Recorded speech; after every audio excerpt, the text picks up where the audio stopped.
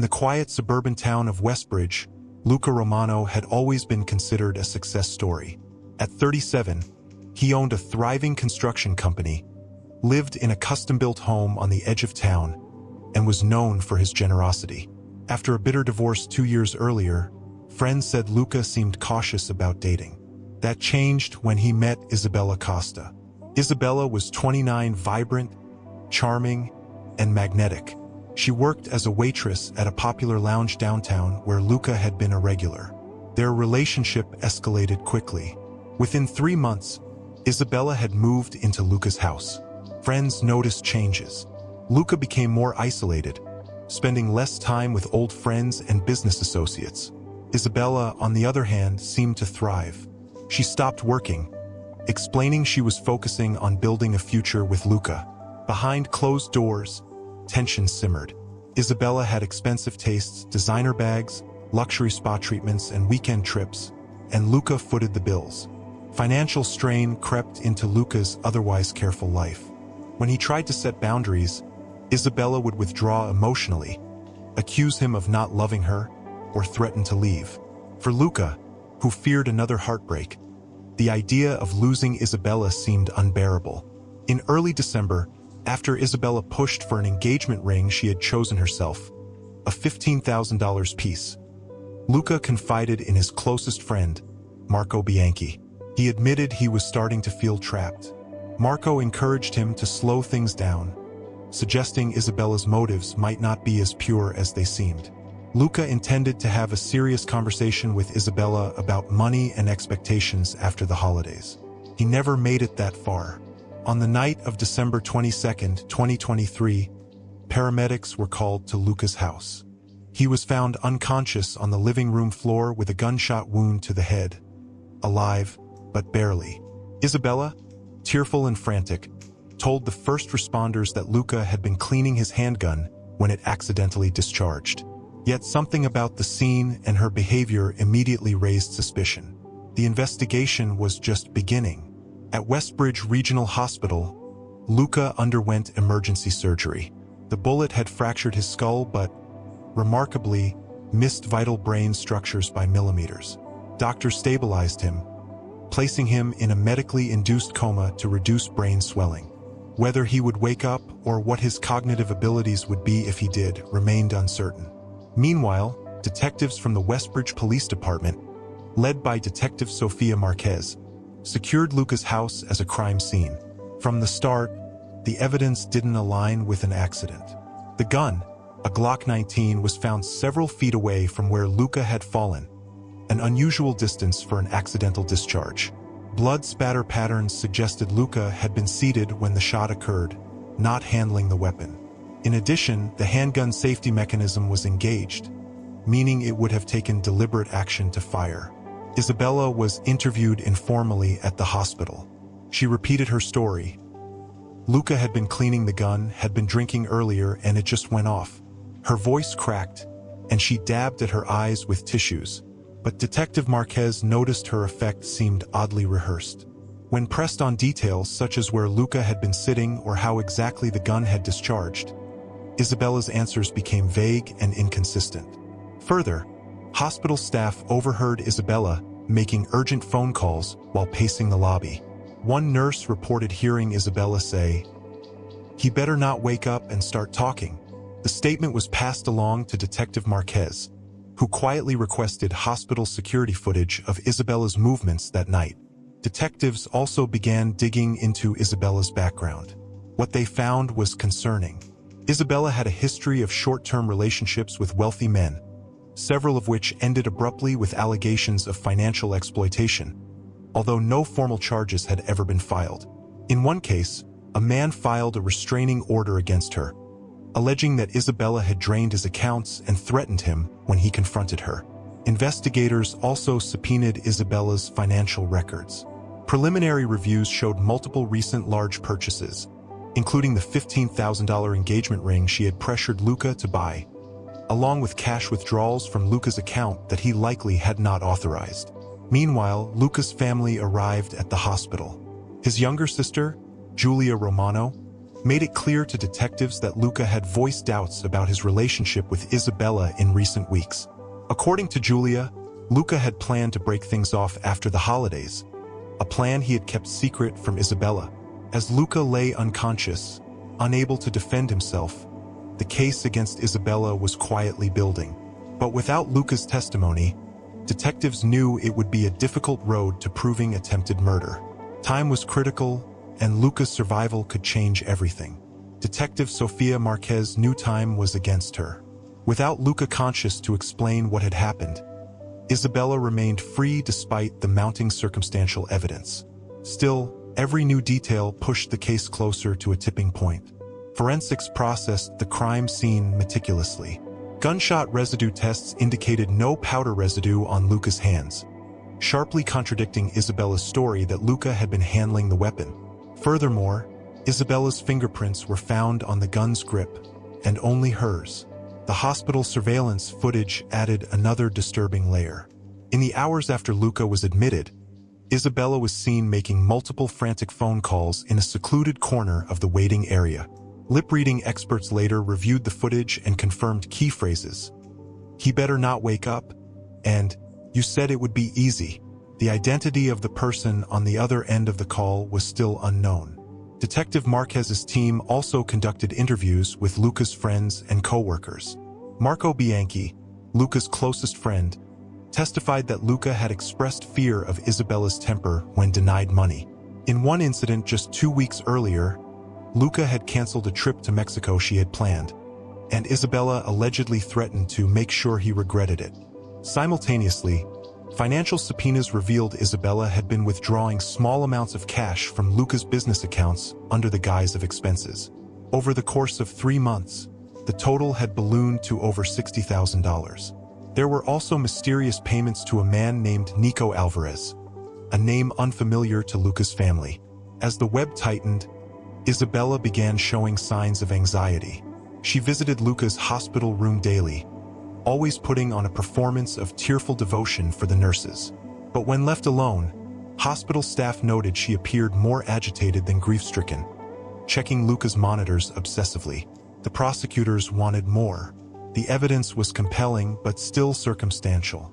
Without a confession, a witness, or Luca's own testimony, an arrest could backfire. Detective Marquez knew the moment to move would have to be chosen carefully. One misstep could hand Isabella her freedom permanently.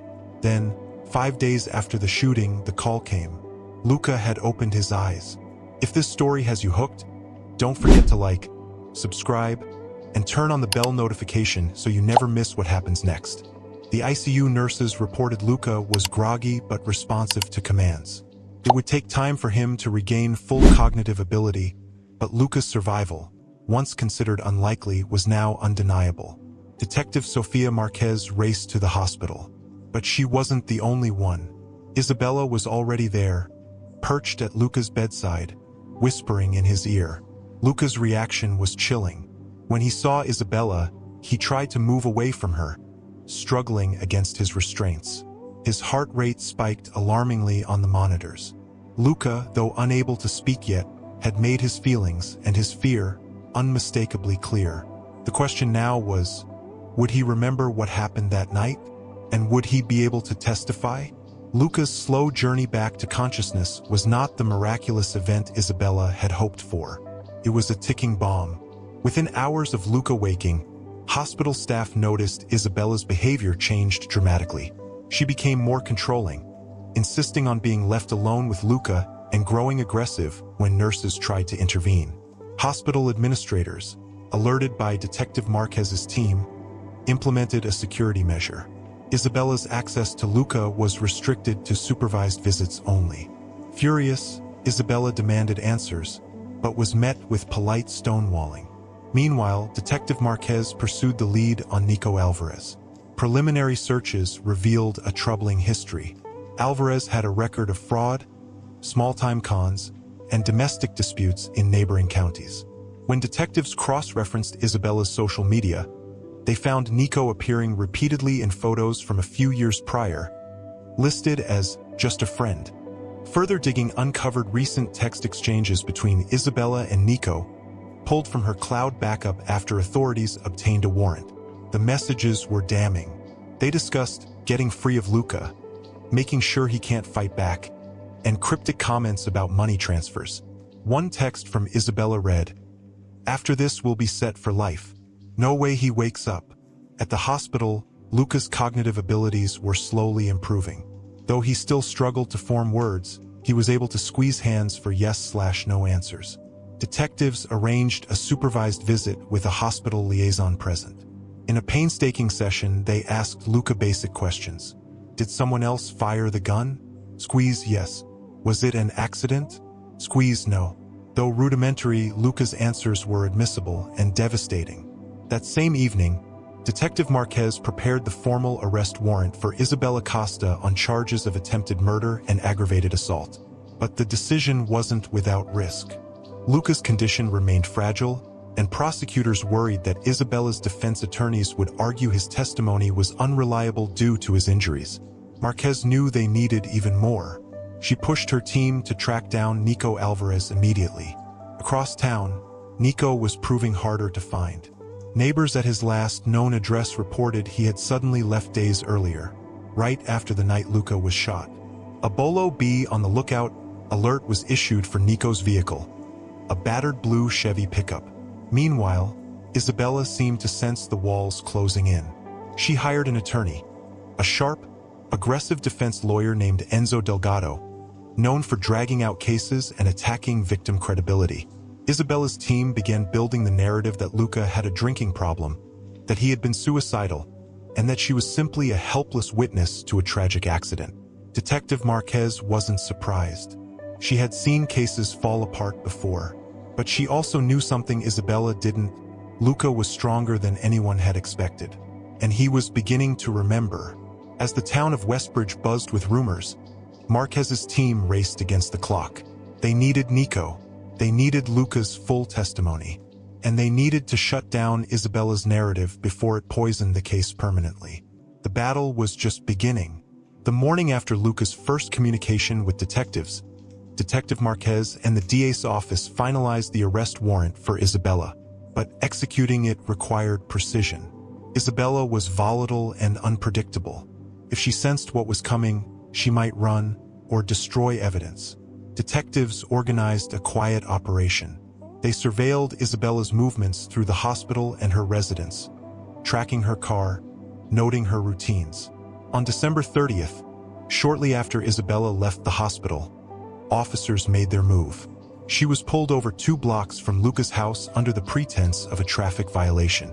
Isabella looked confused at first, but the moment officers mentioned the warrant, her demeanor shifted. She went from tearful confusion to outright hostility. As she was handcuffed, she screamed about being set up and betrayed, threatening to sue the police department and Luca's family. Back at the station, Isabella was booked and held without bond pending arraignment. News of her arrest spread quickly through Westbridge, sending shockwaves through the small community that once admired her charm. Meanwhile, Luca's condition continued to improve. Through intensive therapy, he began forming words again, short, fragmented sentences, but his mind was clear. He repeatedly asked if Isabella was gone, and when reassured, he began describing flashes of memory from the night he was shot.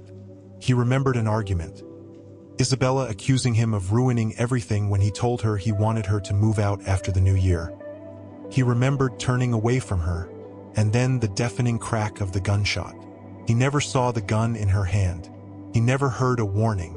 These memories were vital but incomplete. Still, they strongly supported the forensic evidence already collected. Luca's fragmented recollection fit the blood pattern analysis, the trajectory of the bullet, and the absence of gunpowder residue on his hands.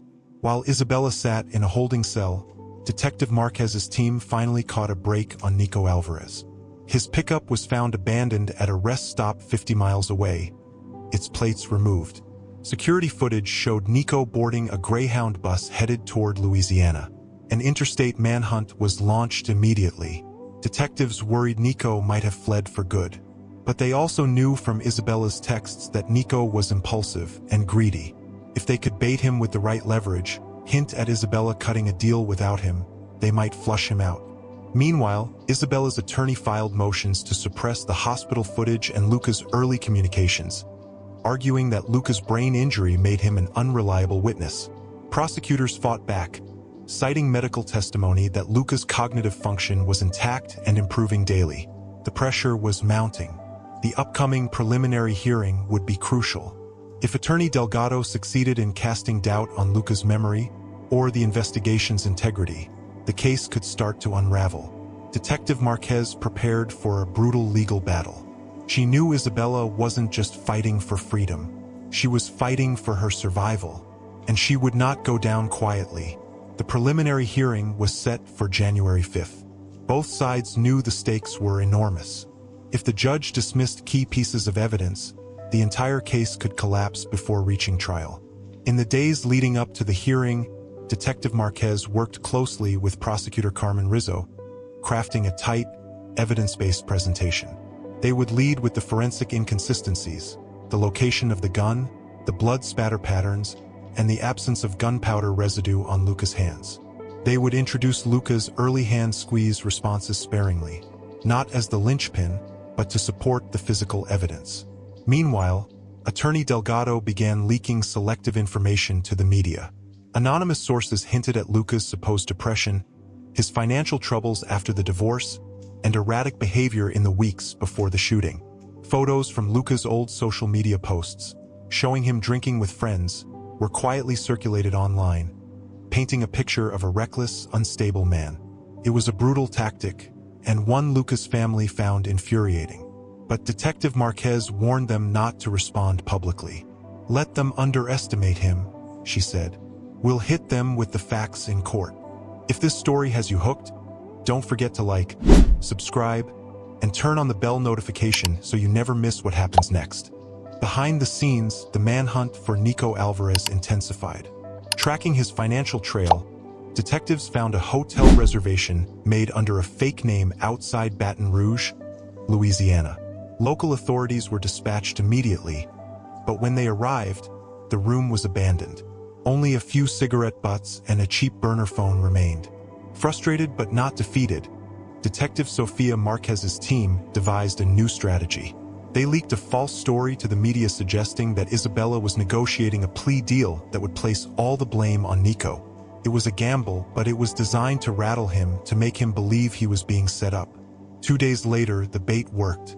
Nico called Isabella's attorney's office, demanding to know if she was ratting him out. The call was traced to a payphone outside a rural gas station in Mississippi. Within hours, U.S. Marshals closed in. After a brief chase through dense back roads, Nico Alvarez was taken into custody. Under interrogation, Nico was arrogant at first, denying everything. But when confronted with the text messages, hotel receipts, and the threat of facing attempted murder charges alone, he cracked. He confessed that Isabella had promised him a cut of Luca's money once Luca was out of the way. Though he insisted he wasn't present at the shooting, even partial cooperation was a gold mine. Nico's testimony, if leveraged carefully, could solidify the case against Isabella beyond reasonable doubt. The preliminary hearing opened with a packed courtroom. Isabella, impeccably dressed in a cream suit and pearls, sat expressionless beside attorney Enzo Delgado. Luca, frail but determined, entered supported by his sister Julia Romano. The moment he stepped into the courtroom, a tense hush fell over the room. Detective Marquez took the stand first, laying out the forensic findings in methodical detail. Then came Luca's early communication evidence, carefully framed as consistent with the physical data.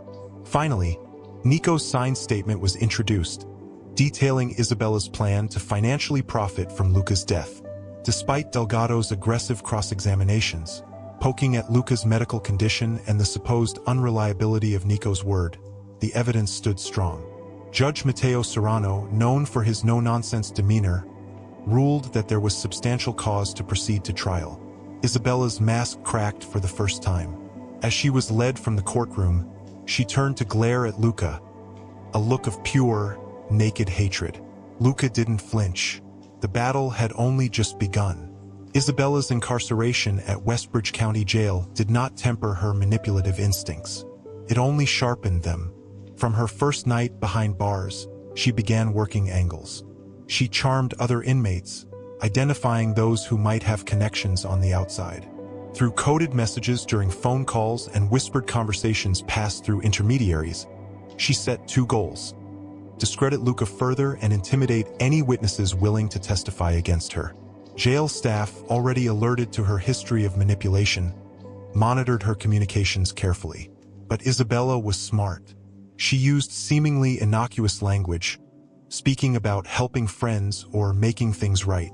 It wasn't until an informant inside the jail, a woman facing her own serious charges, came forward that authorities realized how deep Isabella's reach was trying to extend. The informant promised leniency in her own case, revealed that Isabella had approached her with a request to arrange a threat against Luca Romano.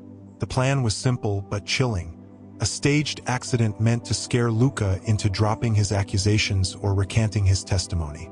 Isabella allegedly promised a cash payment using hidden funds she claimed were untouchable. Detective Marquez moved swiftly. Luca was immediately assigned police protection, both at the hospital during his ongoing rehabilitation and at his family's home, where he stayed on weekends.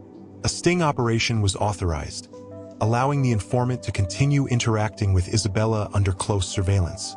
At the same time, prosecutors froze Isabella's known bank accounts and began investigating shell companies she might have used to hide assets.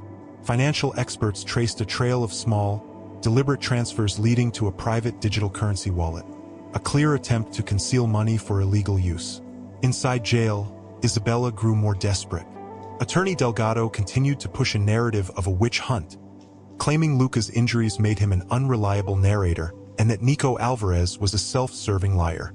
But privately, Delgado expressed frustration to colleagues. Without credible witnesses or evidence to support Isabella's version of events, he knew the case was on shaky ground. Meanwhile, Luca made slow but measurable progress. His speech returned in fragments, often accompanied by visible frustration. But his memory of the night he was shot sharpened with each therapy session. He recalled more details: the cold, flat look in Isabella's eyes, the argument about money, her sudden lunge toward the drawer where he kept his handgun. Though emotionally raw, Luca insisted he would testify, not just for himself, but to prevent Isabella from hurting anyone else. Nico Alvarez, held in protective custody, also began cooperating more fully. In additional interviews, he detailed how Isabella had manipulated him with promises of wealth, painting herself as a victim of Luca's supposed emotional cruelty. Nico admitted he had believed her lies at first, but eventually realized she was dangerous. With Nico's testimony strengthening, the informant's cooperation inside jail, and Luca's recovery progressing, prosecutors began preparing their case in earnest. But Isabella wasn't finished fighting, and desperation often makes the most dangerous adversary. The sting operation reached its climax on a cold January afternoon. The informant, equipped with a concealed recording device provided by jail officials, met with Isabella during recreation time.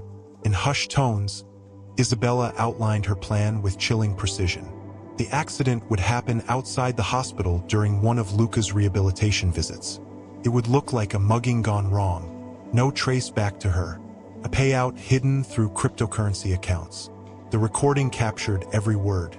Within hours, Detective Marquez presented the evidence to the district attorney. It was textbook witness tampering and solicitation of assault. New felony charges were added to Isabella's already mounting list. Isabella was moved to solitary confinement to prevent further plotting. Word of her failed schemes spread quickly through the jail. Her fragile network of influence evaporated overnight. Inmates who once saw her as a source of money now avoided her like poison. Stripped of power and isolated, Isabella's demeanor shifted from defiant to increasingly volatile. Meanwhile, Luca, under tight security, continued his slow but determined recovery. Physically weaker, his mind sharpened by anger and betrayal, he worked with victim advocates and prosecutors to rehearse his testimony. His speech therapy sessions evolved from basic conversations into recounting the details of that night, building stamina for the grueling cross-examination he would surely face. Nico Alvarez, from his side, was placed in protective custody in another county to minimize Isabella's reach. In exchange for a reduced sentence on lesser charges, he agreed not only to testify, but to provide additional written statements detailing Isabella's financial schemes, threats, and emotional manipulation tactics. The financial investigation also bore fruit. Analysts uncovered hidden investments and secret bank accounts linked to offshore holdings under shell company names. The assets amounted to hundreds of thousands of dollars, far more than initially suspected. Prosecutors moved to freeze and seize these accounts, blocking any possibility of Isabella funding a more elaborate escape or retaliation effort. Despite the mounting evidence, Isabella's defense team did not back down. Attorney Delgado filed multiple motions to suppress the jail recordings as entrapment, motions to challenge Luca's capacity as a reliable witness, and motions to discredit Nico as a self-confessed criminal. None of them succeeded at the preliminary level, but they previewed the dirty tactics that would be unleashed at trial. As the trial date approached, the psychological stakes grew heavier.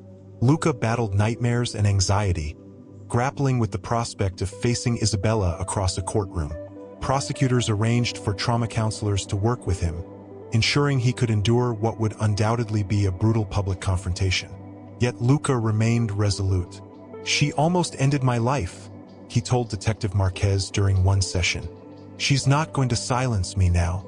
Meanwhile, Isabella, now fully aware that she had no allies left and that her private machinations had failed spectacularly, began adopting a new strategy, painting herself as a victim of manipulation by Nico, claiming she had been coerced and framed. It was a desperate ploy, but in the courtroom, desperation could sometimes win sympathy. Detective Marquez knew better than to underestimate her. The war was far from over. If this story has you hooked, don't forget to like, subscribe, and turn on the bell notification so you never miss what happens next. Then came the cross-examination. Enzo Delgado rose from his seat with the energy of a man smelling blood in the water. His strategy was clear: discredit Luca by exploiting his medical condition. "Mr. Romano," Delgado began, pacing in front of the witness box, "you suffered a severe traumatic brain injury, did you not?" "Yes," Luca replied. "And you were placed in a medically induced coma for weeks afterward?" "Yes." Delgado leaned in. "Isn't it true that memory loss, confusion, and even hallucinations are common side effects of such an injury?" Luca gripped the edge of the witness box but remained calm. "I know what I remember," he said quietly. Delgado pounced. "But can you be absolutely certain, beyond any doubt, after a traumatic brain injury?" Prosecutor Carmen Rizzo objected. "Sustained," said Judge Mateo Serrano. Delgado rephrased but continued pressing, suggesting that Luca's memories could have been influenced by conversations with family, detectives, or therapy sessions. It was brutal, but Luca refused to be rattled. His testimony remained consistent, refusing to veer into speculation or emotional outbursts, exactly as Rizzo had coached him. When Delgado tried to insinuate that Luca had been financially desperate after his divorce, implying possible suicidal behavior, Luca calmly corrected him, referring to his flourishing business records already entered into evidence. The cross-examination dragged on for nearly 2 hours. By the end of it, Luca was visibly exhausted, his voice cracking, but he had stood his ground. He stepped down from the witness stand slowly, but with dignity. For the prosecution, Luca's testimony wasn't perfect. Brain injuries made absolute clarity impossible, but it was powerful, honest, human, and it matched the objective forensic facts down to the smallest detail. Isabella, watching from the defense table, offered no emotion, no remorse, only cold calculation. But something had shifted. The jury had seen the real consequences of Isabella's actions, and no amount of performance could erase what Luca's broken but steady presence had laid bare. After Luca's testimony, Prosecutor Rizzo moved swiftly to consolidate its impact. The next witnesses were forensic experts, professionals who translated Luca's lived horror into undeniable science. A blood pattern analyst testified that the droplets and spray patterns indicated Luca was sitting, not handling the weapon himself. A ballistics expert confirmed the weapon's safety mechanisms would have required deliberate disengagement before firing. A medical examiner described how the bullet's trajectory matched Luca's seated posture, and that the wound characteristics were inconsistent with a self-inflicted gunshot. The testimony was methodical, clinical, irrefutable. Defense attorney Delgado tried to shake the experts under cross-examination, floating theories of contamination or human error. But the witnesses remained steady. Each blow Delgado tried to land only seemed to strengthen the jury's perception that the evidence was solid and carefully gathered. Next came the financial experts. Through carefully presented banking records and encrypted text messages, prosecutors painted a clear picture of Isabella's motivations. Over $80,000 drained from Luca's accounts in less than 6 months. Payments disguised as living expenses to Nico Alvarez. Purchase receipts for luxury items Isabella had hidden from Luca. It was no longer a story about passion or misunderstanding. It was greed, cold, calculated, and premeditated. Isabella's coerced victim narrative began to crumble under its own weight when prosecutors introduced her jailhouse communications. The recorded sting operation, where she orchestrated an attack on Luca even after her arrest, was played for the court. Jurors visibly recoiled as Isabella's voice filled the courtroom, calm and confident as she outlined how to make Luca disappear quietly. Whatever sympathy Delgado had cultivated eroded almost instantly. Knowing the defense needed a desperate counter, Delgado attempted a bold move, putting Isabella on the stand. The courtroom held its breath as Isabella took the oath. She began with tears.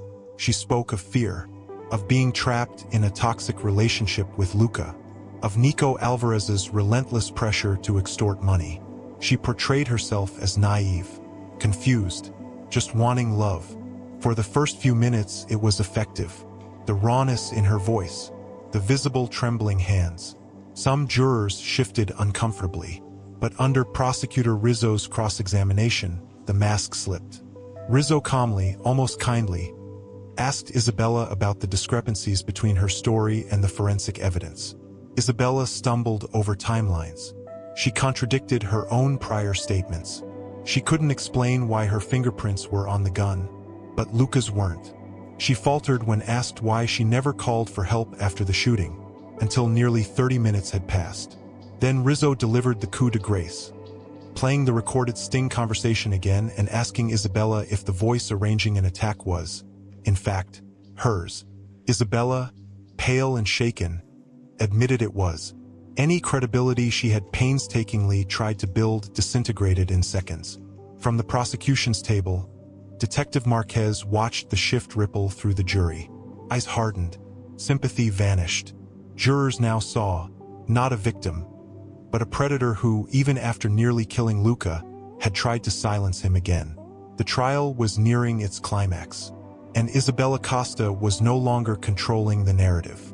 If this story has you hooked, don't forget to like, subscribe, and turn on the bell notification so you never miss what happens next. The morning of closing arguments, the atmosphere inside the courthouse was electric. Spectators packed every available seat. Reporters jostled for position outside. Tension buzzed through the air like static. The jury filed into the box, their expressions solemn. They had endured weeks of testimony, evidence, and emotional exhaustion.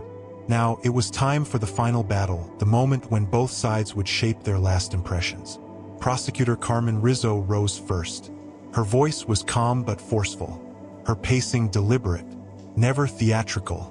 She walked the jury back through the evidence methodically, almost clinically, connecting every piece to the simple, brutal truth. Luca Romano did not shoot himself, she said. He was shot by someone he trusted, someone who saw him not as a human being, but as a payday. She recounted the forensic evidence, the blood spatter, the gunpowder residue, the bullet trajectory. She reminded them of the financial exploitation, the drained accounts, the hidden luxury purchases. She replayed Isabella's jailhouse plotting, her voice cold and calculated. Rizzo didn't rely on emotion. She didn't need to. The facts were devastating enough. She finished with quiet power. This was not a crime of passion. It was a crime of greed, a crime of betrayal, And it was deliberate. Then it was Enzo Delgado's turn. He approached the jury like a man trying to salvage a burning house. His closing was emotional, pleading. He painted Isabella again as overwhelmed, manipulated by Nico Alvarez, pushed to desperation. He implored the jury to consider reasonable doubt, leaning heavily into Luca's brain injury and Nico's criminal record. This is not a clear case, he argued. It's a tragedy, yes, but tragedies are messy. Human memory is flawed. People under pressure make mistakes. Isabella Costa deserves the benefit of the doubt. He appealed to sympathy. He suggested that the prosecution had presented a narrative, not a certainty. But Delgado's performance lacked the weight it once might have carried. The prosecution's case was too tightly woven, the facts too damning, and Delgado, perhaps sensing this, grew more frantic as he spoke. His voice cracking, his arguments repetitive.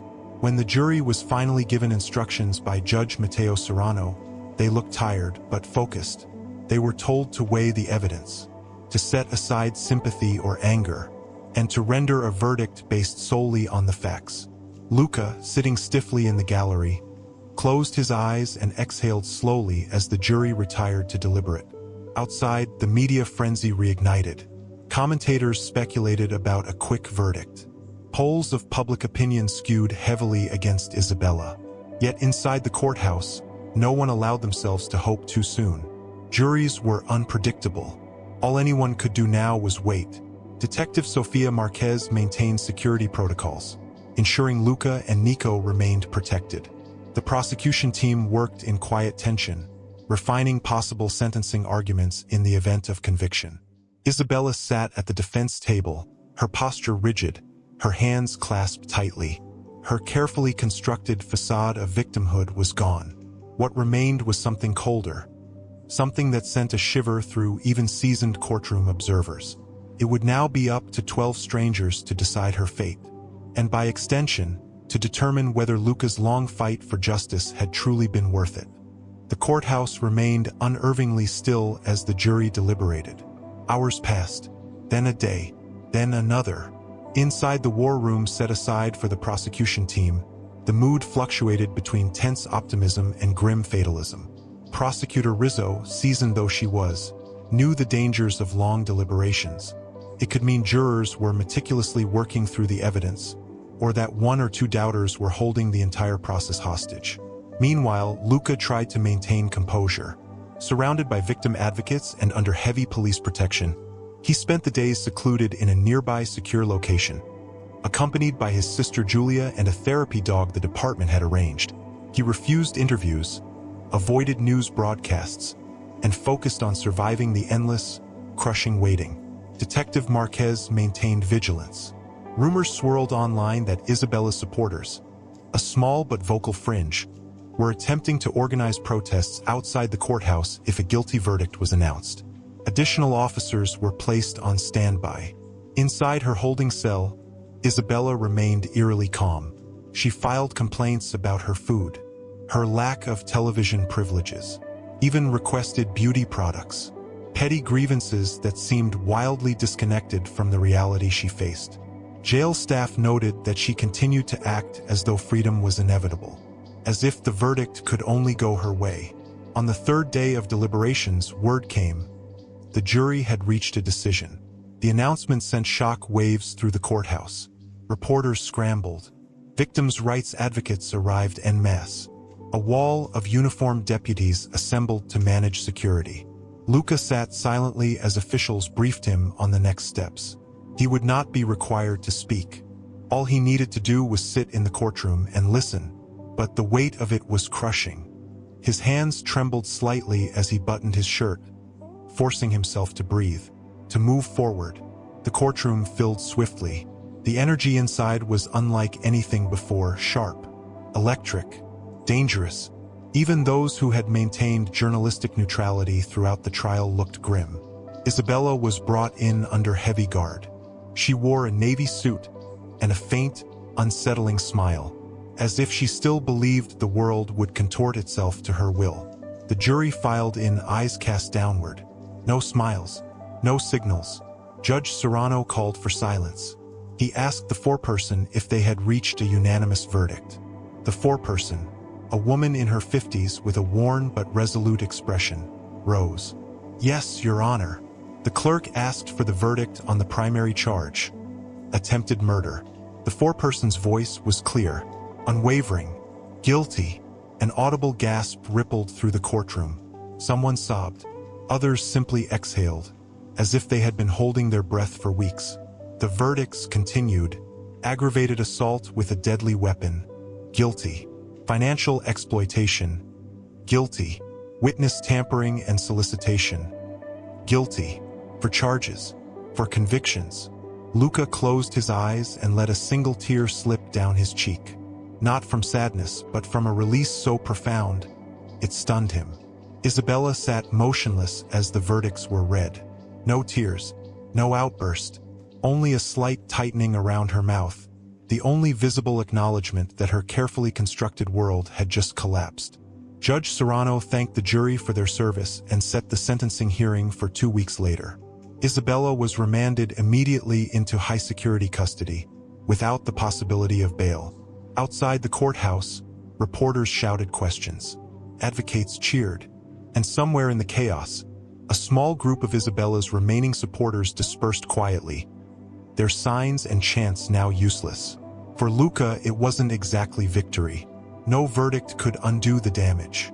No conviction could erase the night Isabella pulled the trigger. But it was justice.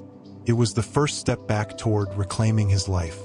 And it was a message that no matter how charming the mask, no matter how careful the manipulation, the truth could still prevail. If this story has you hooked, don't forget to like, subscribe, and turn on the bell notification so you never miss what happens next. The sentencing hearing was set for 2 weeks after the verdict. Enough time for both sides to prepare, but not enough for the wounds to heal. During those days, Luca Romano worked closely with counselors and prosecutors to craft his victim impact statement. It was not easy. Every sentence dragged him back to the night of the shooting, to the betrayal, the physical agony, the emotional devastation. But he was determined. Detective Sofia Marquez and her team remained vigilant. Though the threat from Isabella Costa's supporters had largely evaporated, they knew final hearings could sometimes trigger desperate acts. Security remained tight. Meanwhile, Isabella sat in high-security isolation. She filed several motions through attorney Enzo Delgado, claiming procedural errors, biased media coverage, even requesting a new trial. Judge Matteo Serrano swiftly and firmly denied them all. No more games. No more delays. The day of sentencing arrived. The courtroom was packed again, though this time the mood was different, heavier, more solemn. There was no media circus. Only the grim, quiet acknowledgement that lives had been permanently changed. Isabella was led in, shackled at wrists and ankles. Gone was the polished, pining woman who once charmed Luca into trusting her. She looked smaller now, her face gaunt, her hands trembling slightly, yet there was still a glimmer of defiance in her eyes. Luca took the stand one final time, not as a witness but as a survivor. He unfolded a single sheet of paper. His voice, though strained, carried through the room with stunning clarity. "You didn't just try to kill me," he began, fixing his gaze on Isabella. "You tried to erase me. You tried to take my life, my future, my family, my name, and turn it into a stepping stone for your greed." He paused, the courtroom hanging on every word. "But you failed." He described the months of agony, the physical therapy, the nightmares, the lost sense of safety, the friendships strained and broken by trauma. He spoke of the shame he had carried for trusting her, and the battle to reclaim his dignity. "But the worst thing you did," Luca said, his voice shaking now, "was make me doubt my own worth. You made me believe I was disposable." He leaned forward slightly, voice hardening. "I am not disposable. I am not broken. I am still here.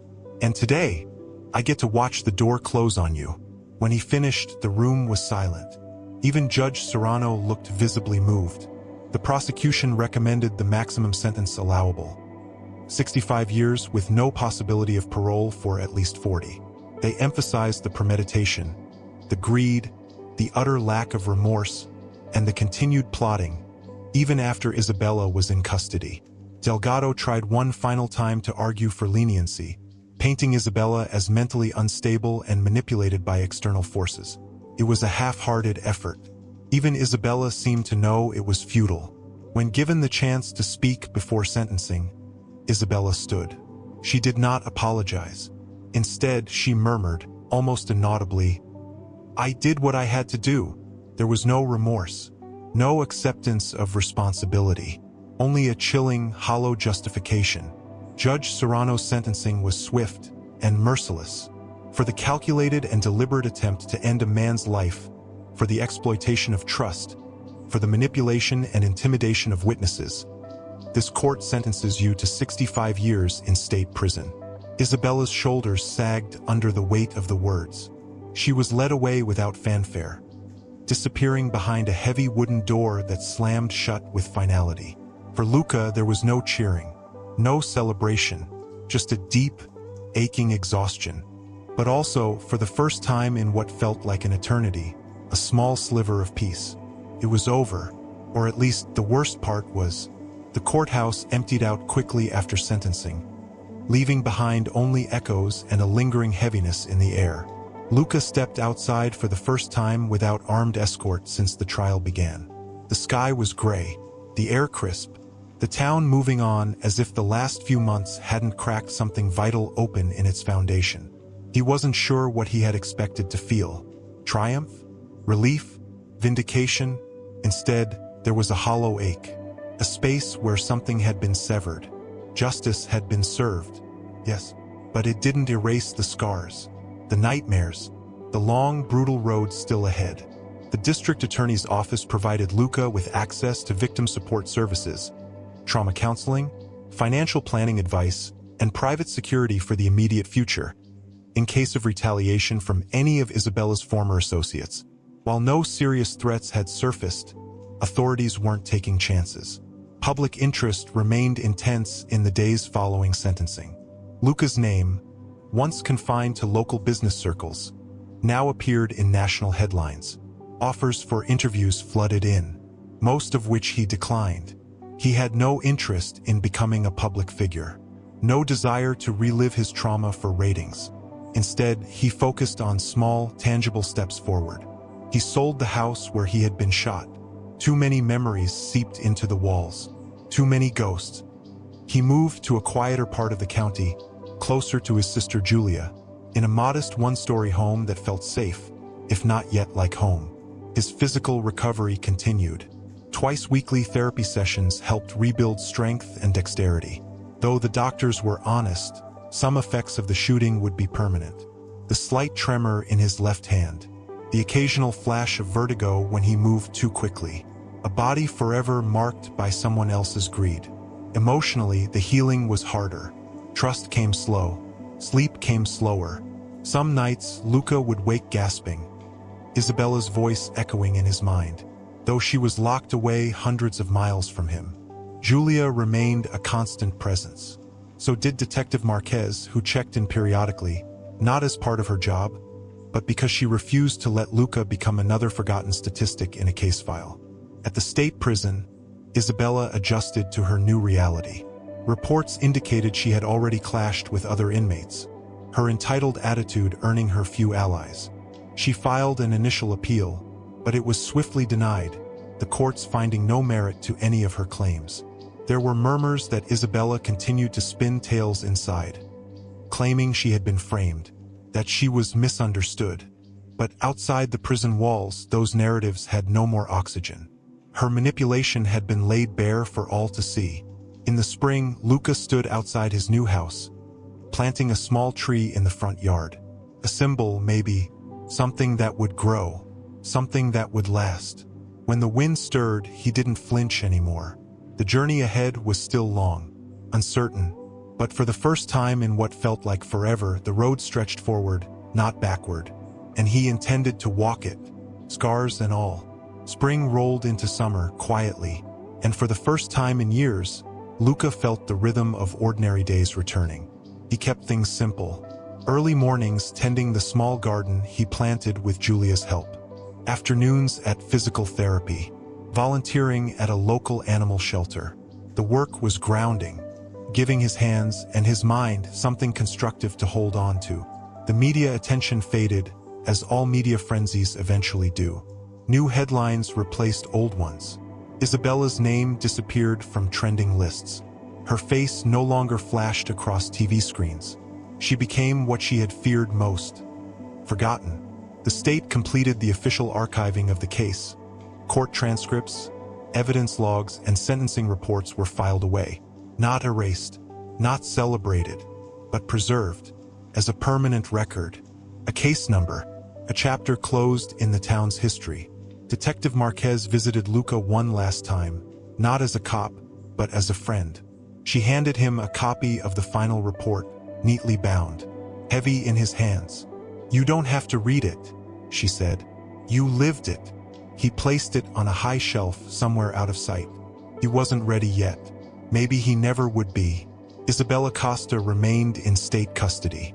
Reports from inside indicated that her attempts to control and manipulate had failed. In prison's brutal ecosystem, she was just another inmate now. Her story reduced to a cautionary tale, whispered in corridors. Her remaining legal options dwindled rapidly. No credible appeals remained. No retrials. No miracles. Freedom was a concept Isabella would never truly touch again. As part of his recovery, Luca was invited by a victims' rights organization to speak. Not on camera, not for news coverage, but privately. To small groups of survivors grappling with their own battles. At first, he declined. The thought of reopening old wounds seemed unbearable. But one evening, standing under the growing shadow of the tree he had planted months before, he reconsidered. Maybe telling his story wasn't about reliving the pain. Maybe it was about proving that survival was possible, even after everything. When Luca finally stood in front of a small room full of strangers weeks later, he didn't offer speeches about bravery or triumph. He spoke about fear. He spoke about shame. He spoke about nights when he didn't know if breathing one more time was worth it, and about mornings he fought to find a reason to keep breathing anyway. And he told them the truth. That healing wasn't a clean line. It was a messy, brutal, courageous fight, one that looked different every single day. The room was silent when he finished, and for the first time since that terrible night, Luca felt something shift inside him. Not closure, not victory, but something stronger. Ownership. His story was his again. Not Isabella's. Not the court's. Not the media's. His. As he walked back to his car that night, Luca Romano knew his life would never be the same as it had once been. But it could still be good. Maybe even better than he dared to hope. And this time, whatever he built, he would build for himself. Brick by brick. Scar by scar. If this story has moved you, don't forget to like, subscribe, and turn on the bell notification so you never miss the next story we tell.